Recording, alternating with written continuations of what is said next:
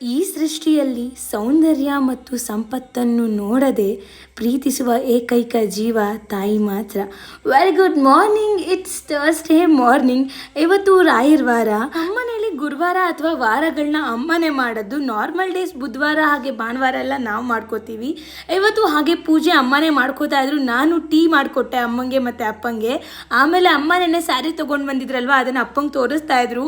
ನಮ್ಮ ಅಪ್ಪಂಗೆ ತೋರಿಸ್ತಾ ಇದ್ರು ಯಾವ ಸ್ಯಾರಿ ತೊಗೋಬೇಕು ಅಂತ. ಅನ್ಫಾರ್ಚುನೇಟ್ಲಿ ಅಮ್ಮ ಯಾವ್ದು ಸೆಲೆಕ್ಟ್ ಮಾಡಿದ್ರು ಅಪ್ಪನೂ ಅದನ್ನೇ ತಗೋ ಅಂತ ಹೇಳಿದ್ರು.